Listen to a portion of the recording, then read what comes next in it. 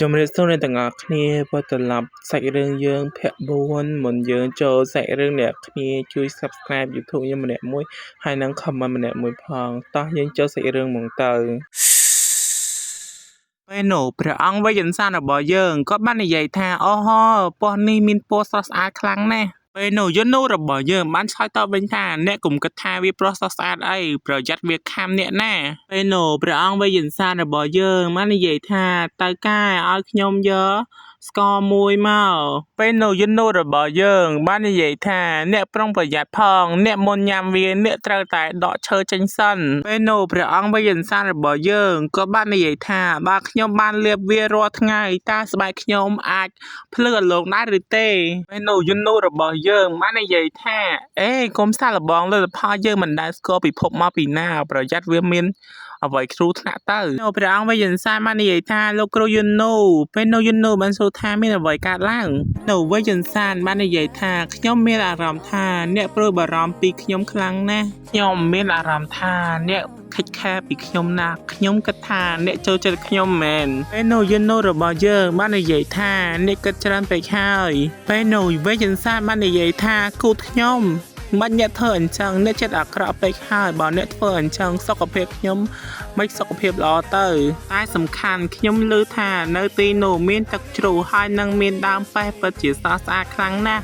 តោះយើងឡើងទៅមើលតែម្ដងទៅពេលនៅយន្តរបស់យើងបាននិយាយថាខ្ញុំមិនដែលមកទីនេះពីមុនមកទេកន្លែងហ្នឹងគេអត់មាននិយាយអីចឹងខ្ញុំដាក់រូបភាពអ្នកគ្នាមើល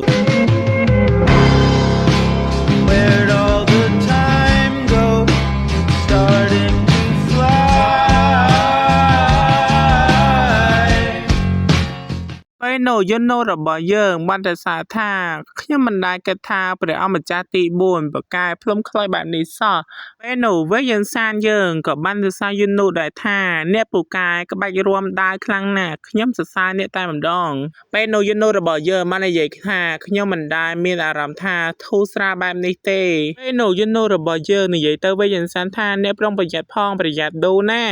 ពេលនោះហើយវេយន្សានរបស់យើងក៏បានដូរលើយន្តនោះចឹងអ្នកគ្នាអូយកន្លែងហ្នឹងស្វីតសាហាវដូចOh my god ស្វីតសាហាវហ្មងកន្លែងហ្នឹងគ្នាពេលនោះហើយវេយន្សានរបស់យើងឡើងទៅលើយន្តនោះយ៉ាងខ្លាំងហើយបាននិយាយថាខ្ញុំសុំទោសអ្នកផងពេលនោះយន្តយើងថាមិនអីទេក៏ប៉ុន្តែក្នុងចិត្តយន្តយើងចង់ឲ្យវេយន្សានណាទុំលើគាត់ទៅយូរជាងហ្នឹងតែ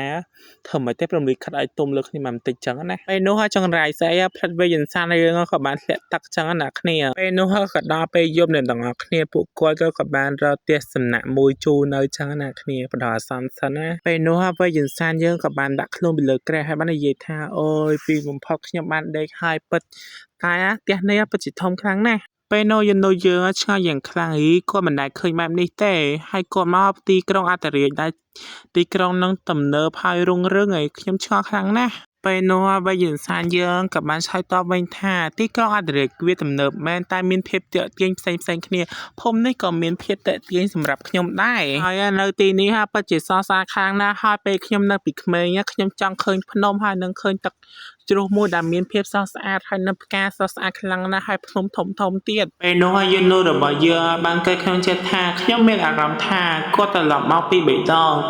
ខួរក្បាលគាត់ប៉ះទង្គិចខ្លាំងណាស់តែចរិតគាត់នៅដដែលពេលនោះវេយន្សានយើងបាននិយាយថាតើស្អែកយើងទៅទីណាខ្លះពេលនោះយន្តយើងបាននិយាយថាយើងប្រញាប់ចូលគេងទៅថ្ងៃនេះខ្ញុំពិតជាហត់ខ្លាំងណាស់ប៉ុន្តែអេដមីនឃើញរាងកាយយន្តរបស់យើងសាច់ស៊ីសាហាវពេលនោះហើយវេយន្សានយើងបាននិយាយថាអញ្ចឹងរីករាយសួស្ដីលោកគ្រូយន្តពេលនោះវេយន្សានយើងក៏បានសួរថាមានអ្វីទៀតទេពេលនោះយន្តយើងបាននិយាយថានេះឆាប់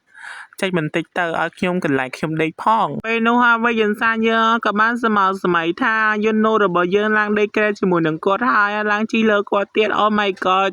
វេយន្សានគិតដល់ណាដល់ណីហើយហ្នឹងសំខាន់ណាស់វេយន្សានយើងបានគិតដល់ណាដល់ណីទៀតថាយន្តរបស់យើងលងស្នេហ៍លើគាត់អញ្ចឹងអាគ្នាពេលនោះហើយវេយន្សានយើងក៏បាននិយាយទៅយន្តថាពេលនោះគឺជាការចៃដន្យទេខ្ញុំមិនចូលចិត្តដេកជាមួយមនុស្ស2នាក់ទេខ្ញុំមកចូលចិត្តភាពស្ងៀមស្ងាត់នៅម្នាក់ឯងហើយសាច់រឿងយើងក៏ដល់ទីបញ្ចប់ដែរចាំជួបគ្នានៅវីដេអូក្រោយបាយអ្នកទាំងអស់គ្នា